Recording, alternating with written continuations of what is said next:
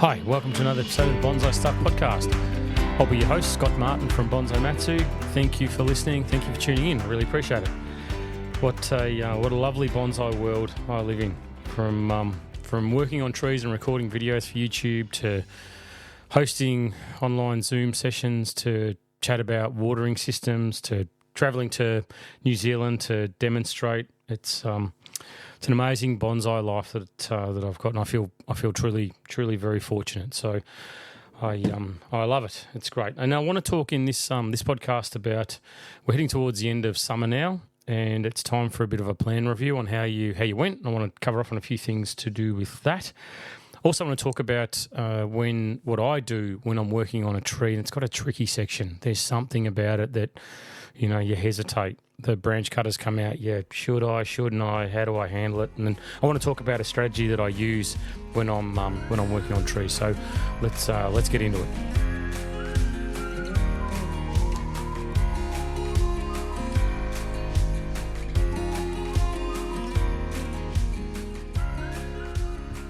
So summer's coming to a close. Only a couple of weeks left, thereabouts. I know the warm weather's going to continue for a little bit longer, but I like to use this time to look and do a bit of a review.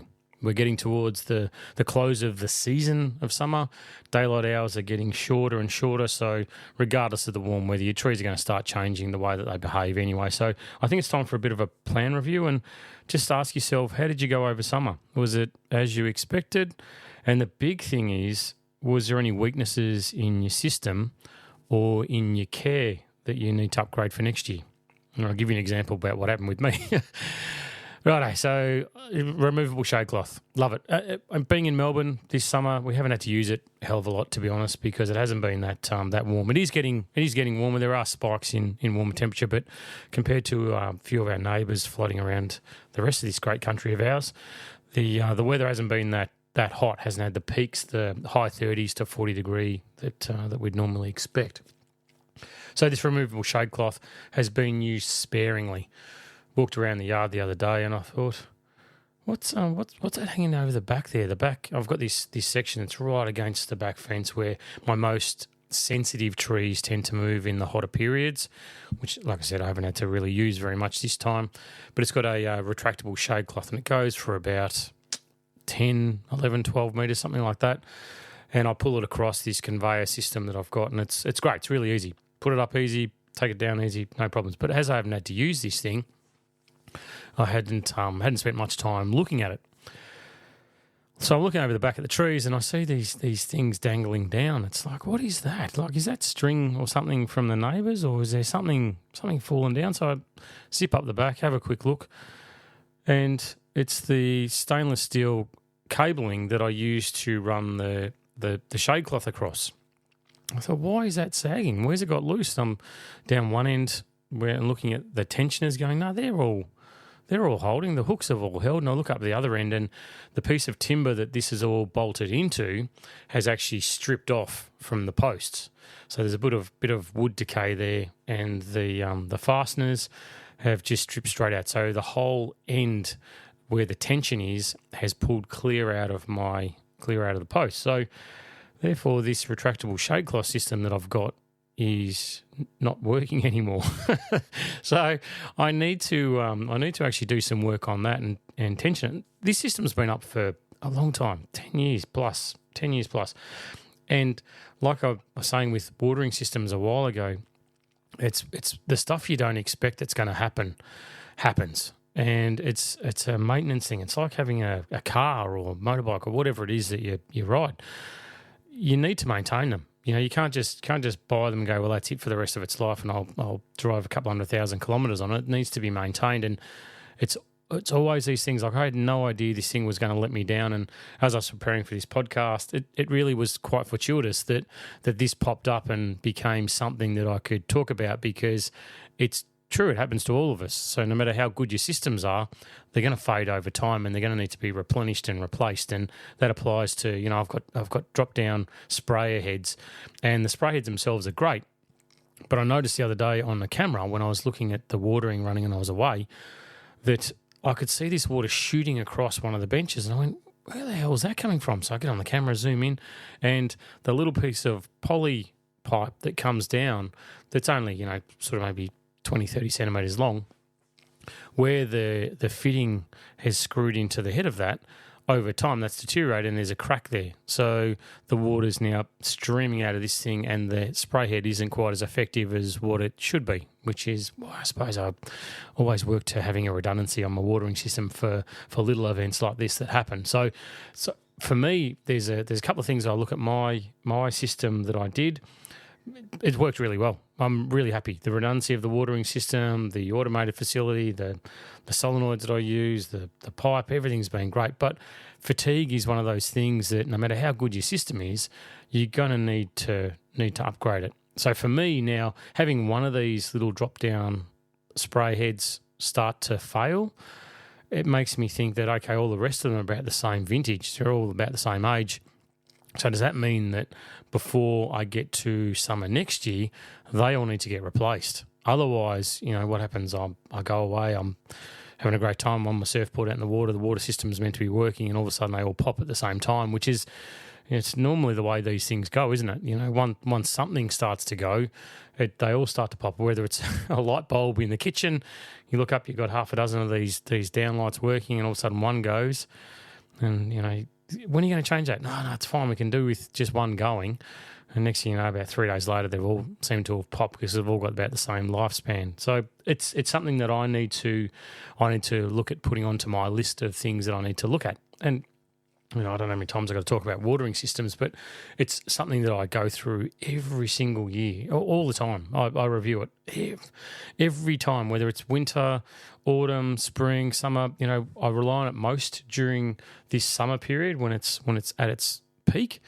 But it's one of those things that throughout the whole year it has to be there in case I need to call on it. I can't just say suddenly, hey, yep, no worries, I can be other side of the country doing bonsai, but hang on a minute, I need 3 weeks to get my watering system up to scratch because I haven't used it for that whole period. So as I do rely on it, I do have to make sure that I keep using it throughout the year at different times. So that's one of my reviews for summer that I need to make sure that I'm on top of. The other thing that I do is a tree review, and one of the best ways that I can review my trees is by their foliage. End of summer, they're always fatigued. They're always tired. There's always a bit of discoloration. But what I look for is I look across my entire collection from a distance, and does one stand out? Is one more yellow than the others? Is one, the leaf maybe, has it fatigued? Has it started dropping its leaves early? Are the leaves spottier on one or two of these trees? And I can use those as a flag. That's really something that I need to make sure that I'm on top of thoroughly, because if I let it go for another year and I don't put it onto that repotting cycle that I talk about, then I've got a real serious problem with it. But it's time for me now to look at those trees with the yellowing leaves and go, don't just go, yep, tick box, got to be repotted. It's like, what's wrong with it? Is there something that you can learn from this oversight? Because it is. I guarantee it'll be an oversight, whether it's in a position on the bench where it's getting absolutely flooded with water and it's too much water flow that's coming across through an automated watering system, or it's not having enough time for it to take up the moisture. Is the pot so small that it's not getting enough water? Is it drying out too much in between? Is it on death's doorstep because you're not looking after it and caring for it the right way? What can you learn from this oversight that you can improve for next time? I think that's that word continual improvement was a buzzword in business a while ago, and it's stuck with me. And I look for everything I do with bonsai to continually improve it. Can I improve the structure of my tree? Can I improve the health of my tree? Can I improve the way that my trees are watered? Can I improve the way that they are protected from the hot afternoon sun? Yeah, it's those things that once you put a line in the sand and say, that's it, I'm done, I'm perfect. My system's as good as it's ever going to get. It's not going to get any better. I'll guarantee you that things will go wrong. There'll be an oversight somewhere along the way. Part of the system will fatigue. something will let you down, and you'll pay, your tree will pay the ultimate price. You'll be upset, but your tree will pay the ultimate price for it. So is there time for you now to sit back and look at your trees, identify them? Yep, sure, put them on a path to improvement, but identify what it is. Try and scale back and go, was it the feeding? Was it the repotting? Was it the positioning? Was it the watering? What is it? Is it some kind of fungal issue with this tree? Is it environmental? Is it the way that this tree is being kept, like where it's housed, that's causing an issue? Is it a neighbour's tree across the yard that's bringing all these pests to your yard? Does something need to happen in that regard? Because you can't just do the same thing over and over again and expect something different to happen with your trees, because it just won't. They're a slow-moving beast, and these things, when they do pop their head up like this, what you're seeing right now might be the start of a degradation in your trees. So getting onto it straight away now, before we get to the end of summer, before it's too late, and changing something now will make a massive difference. Trees, they don't flick a light switch like we do when things turn ugly. They can slowly change over time and get slowly worse and worse and worse. And the sooner you can pick up on an issue, the better it is. And I tell everybody that when they first do a class with me, the basics class, and one of the first things I say is, reach out to me. And this applies to everybody that listens to this podcast too. Reach out to me as soon as you notice a subtle change. Don't wait until you see, all the leaves fall off or the needles turn brown and go, hey, look, here's a photo. I noticed about a month ago this thing started to change colour.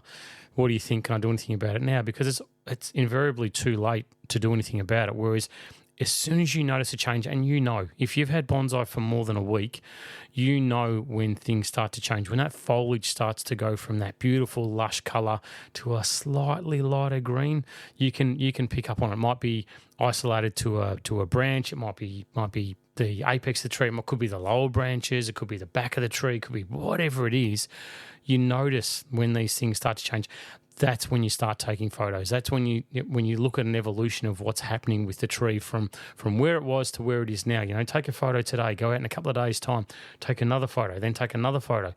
But the most important part is to change something. If you've got this degradation, if you've got this downhill slide with the health of your trees, you need to get onto it straight away. And I love this part of summer because by now, when they're at this tired state, everything starts to show. Everything rises, the cream rises to the top of it, and you get to see exactly what's starting to happen with your trees. And, the process, as always, when you've got a tree that's got an issue, is to isolate it and identify the problem. And there's an earlier podcast where I talk about the procedure that I use, but really it's that identification of the problem. And if you can't do it, reach out to your network, your bonsai network, your mates, your friends, the local fellow who runs or lady who runs the bonsai nursery, or someone over the broad internet of bonsai, and say, hey, what do you think is going on here? Put your mouth guard in for some of the responses you're going to get on some of the forums that I've seen, but reach out to those that you trust and that should in the kindness of their heart help you as much as they possibly can, and try and identify what the cause of the issue is, and then look to rectify it as quickly as you possibly can. Another thing that I do when I'm doing this last part of summer is, again, it's got to do with the leaf mainly of the tree, but it's how did I go with managing pests? Good, strong, healthy trees, pest management should be a breeze. It should be a breeze, even if they get in there. It's caterpillars or aphids or whatever it is, scale. It's not going to kill your tree, but they start to move in and infest and start getting significant to the damage that they can cause to your tree as the tree starts to weaken. So, again, those trees that you can identify, have a look. What's the leaf look like? We've got autumn coming up, or fall, depending on where you are in the world. But we've got autumn coming up, and the key kicker that we get, or the buzz that we get from our trees in that period, is the fall colour. It's something that I wait all year for. it's one of my, I say it all the time, I love every season, but I love autumn. I really, really love it because the leaf colour that comes out, it just, as fleeting as it is, it just always puts a smile on my dial. So if I've had any kind of pest damage in there and those leaves are being damaged, or there's watering issues and the leaves have become discoloured and they're starting to fall off, or I've got leaf burn, and it takes away from that future enjoyment that I'm going to get. It's too late to do anything about it now, but now's a really good time to have a look at it and go, well, yeah, I have had pest damage. Well, if you've got pest damage, have you got anything else? Is what's caused that tree to be susceptible to pest damage? Was it your lack of preventative spraying? Was it your lack of, individual attention to that tree throughout the year, every day when it was watered, or whenever you could walk past it and have a look? Did you look at it thoroughly enough? Does something need to change with how you look after and you care for and you view your bonsai? Because it should be part of your daily routine.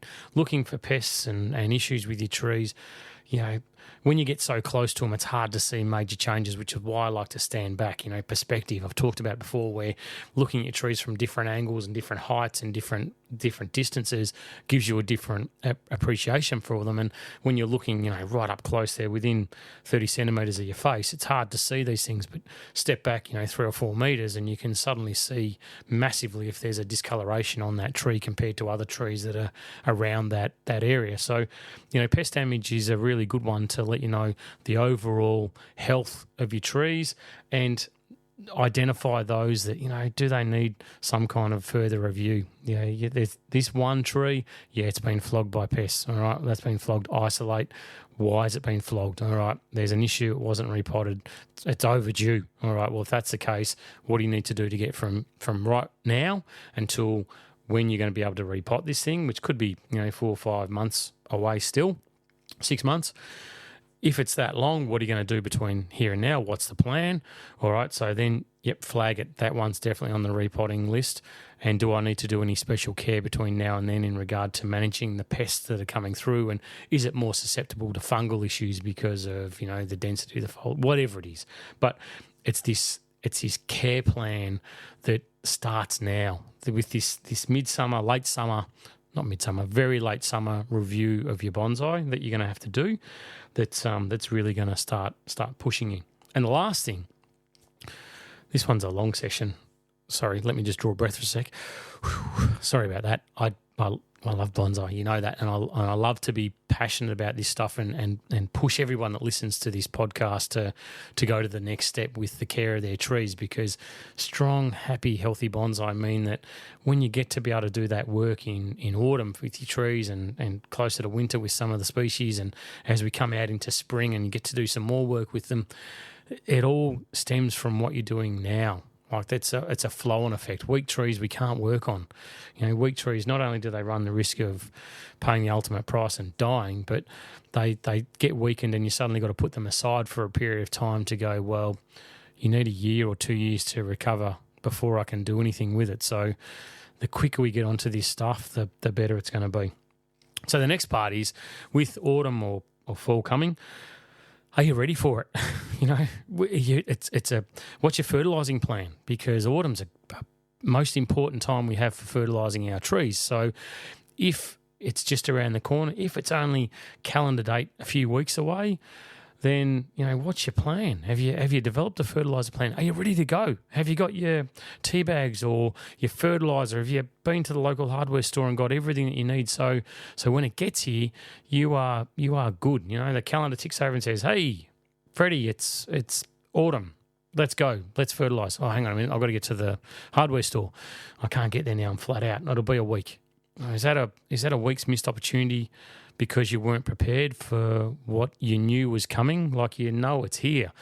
Be ready for it. And now, like this very last part of summer, that's when I like to line up all my ducks in a row and say, all right, I've got to be fertilising. Do I need to make up the tea bags before autumn, or am I going to wait till when's looking at my diary, when have I got available time to put in the 6 or 7 hours that I need to make sure that I've got a good run of fertiliser bags for these trees? Because fertilizing in autumn for me, I'm doubling up. I'm dosing them up. I want to build their strength as much as possible during this period. So when they come out of winter later in the year and the spring gets here, I want them ready to go. I want them as strong as they possibly can. So therefore, I've got to allocate more time than what I did for my spring fertilizing to make sure that I've got enough tea bags. If I just go, I've only got a couple of hours, well, is that going to be enough? And this planning, this foresight that I have with what's next with my trees, what's next, what's coming up next month, or what's the one after that, it allows you to stay on the front foot. And it allows you to be ready for things and not get caught by surprise and not worry about, what I'm going to be doing. Is this going to be enough for my trees? I know it might be enough for you, but it's a matter of doing the best thing you possibly can for your bonsai, for the trees in your care. That's what we're custodians of. It's not about your availability; it's what's best for them, and that's what this last part of summer, this forward planning, that's what it's all about.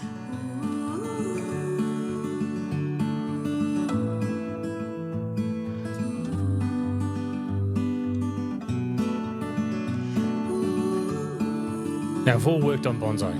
All right, we all love bonsai. We all love styling them. It's one of the biggest kicks you get out of having bonsai is working a tree and making it beautiful.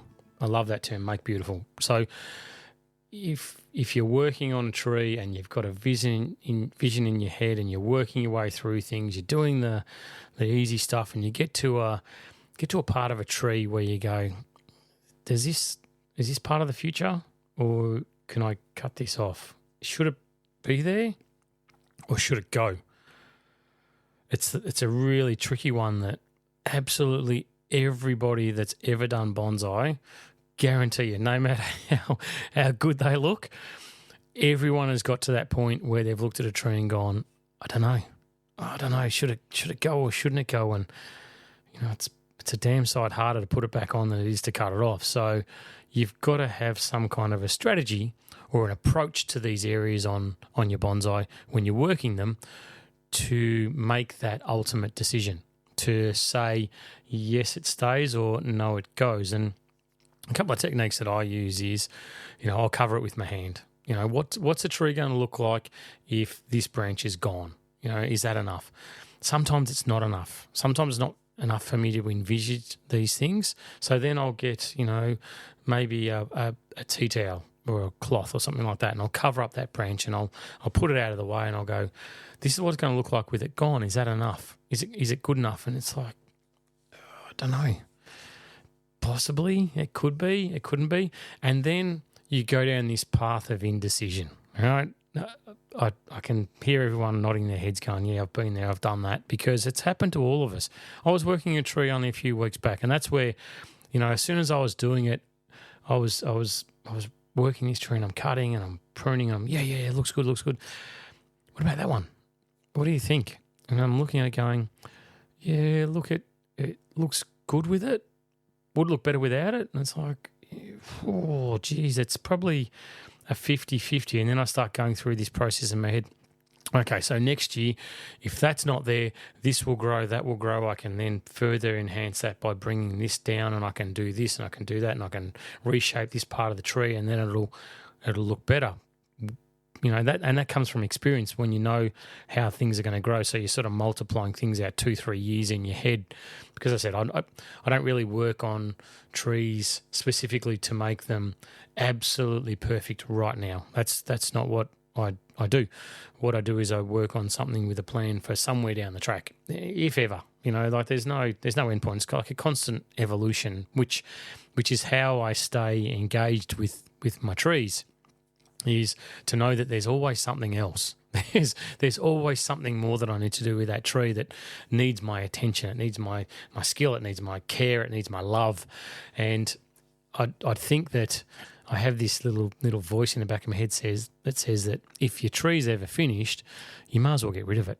Because if there's nothing more to do, then I love looking at beautiful things, but that's not what I really enjoy. What I really enjoy is this process, that the bonsai progression path, to keep working these things year on year on year, and having a plan for these things and making them beautiful, but always having something else down the track which is going to encourage me to spend time with that tree. Whereas when it gets to that sort of finished end, does it become boring for everybody? Maybe not everybody, but for me, a little bit of the passion fades with trees like that. So I love to have this continual plan in the back of my head. Anyway, so I was working this tree, thinking, should I, shouldn't I?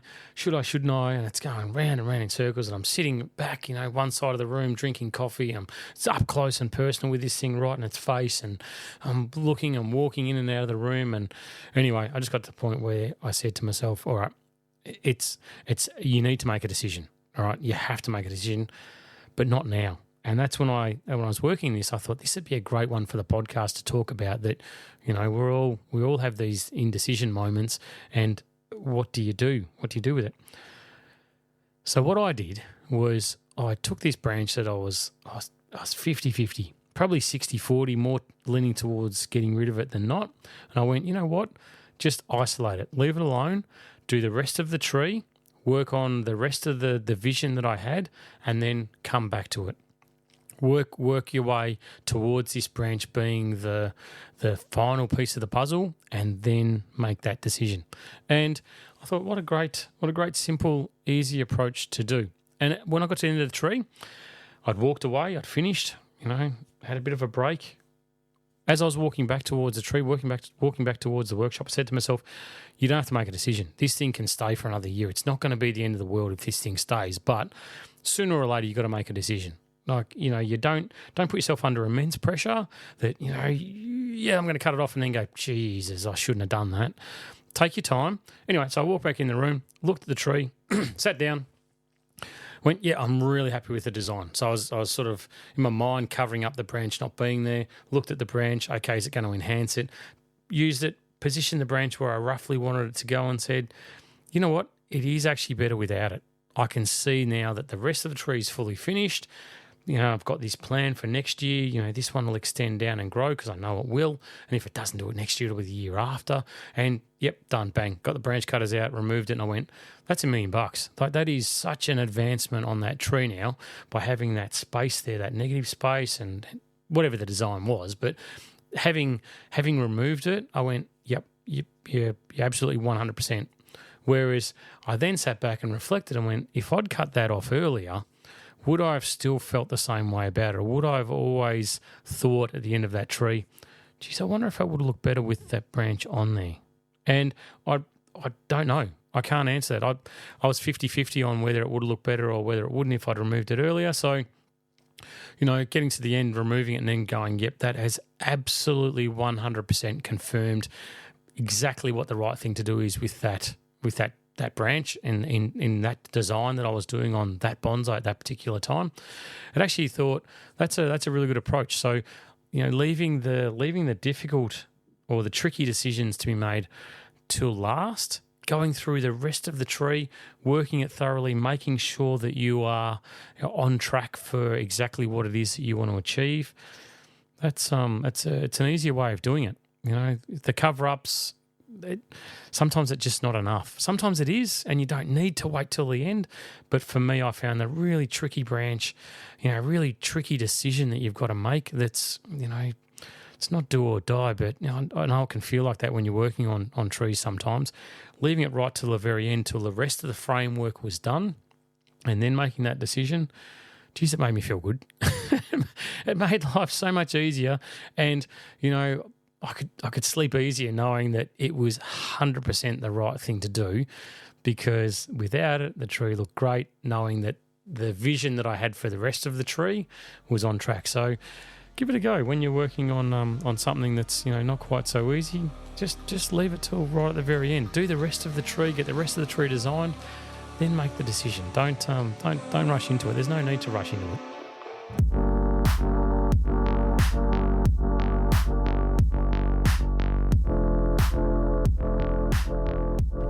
I was working on a different tree recently, and it's not something that's been put onto the Bonsai Matsu YouTube channel, which, a bit of a plug, I suppose. If you haven't checked out the Bonsai Matsu YouTube channel, have a look, because there's some serious activity up there now. There's a consistent flow of video, and I'm getting quicker at it, which means that there should be more throughout the year too, hopefully. That's the plan anyway. Like I said, I like to be very organised and have things planned out in future. And one of the plans for this year is to up the footage for YouTube and reinforce what gets talked about on the podcast. Have the two sort of work in tandem with other social media platforms like Instagram and Facebook and that sort of stuff. So anyway, I was working on this tree the other day, and I had the vision, had the plan, had everything I was working towards, but it was just like a bit of a scrappy mess. But I'm thinking, okay, if I cut this, it'll look like this. If I cut that, it'll look like that. And there was this time when I was probably, I don't know, maybe 2/3 of the way through doing the work on the tree, and I'd sat back and I looked at it and I went, aha, there it is. There, I can see it. There's the vision. That's exactly what I thought was going to be happening with this tree when I started this pruning and wiring and shaping of this tree. It's now starting to reach the target that I was aiming for. And even saying it now, I can remember it, and I remember the exact moment when it happened, and the hair on my arms are standing up because it's so satisfying. And I'm hoping to goodness that you've had that too when you've worked on trees and you have a vision for them. And it might not happen while you're working on the tree. It might happen a year later when you're walking around, or when spring gets here and you say, I'm cutting this, I'm doing this, I'm doing that, and I know that that'll grow from here, and then that'll happen, and I can have this sort of a look on my tree. And you suddenly look at it and go, there it is. That's the vision. That's the path. That's what I saw that time ago when I did whatever it was with the tree, and now the tree is responding well. And why I love that aha moment is because it means that, it's not just what you're doing right then. It's not just the pruning that I'm undertaking right now to make this thing beautiful and fulfill the design vision that I had for it.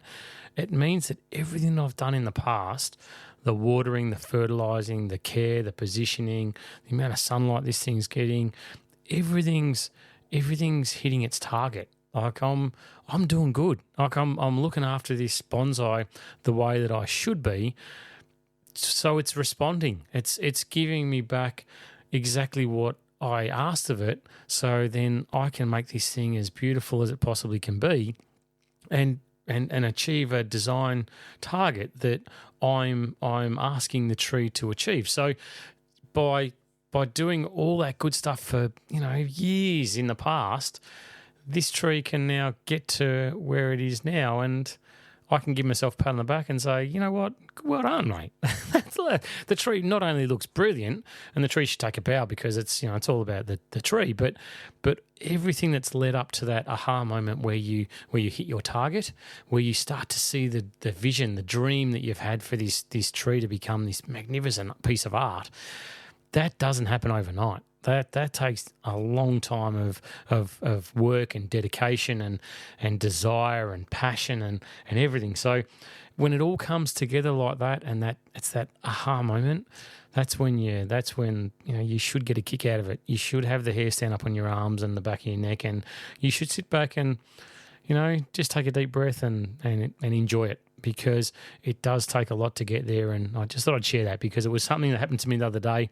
It doesn't happen a lot where I get that fantastic moment where I look at trees now and I'm working on them. All of a sudden I sit back and go, there it is. There's the light coming through the clouds in the sky and the sun beaming down. It's like, oh, there it is. That's what I work so hard for with this tree. And it's like, I do like to stop, soak up and absorb these moments and share them with you.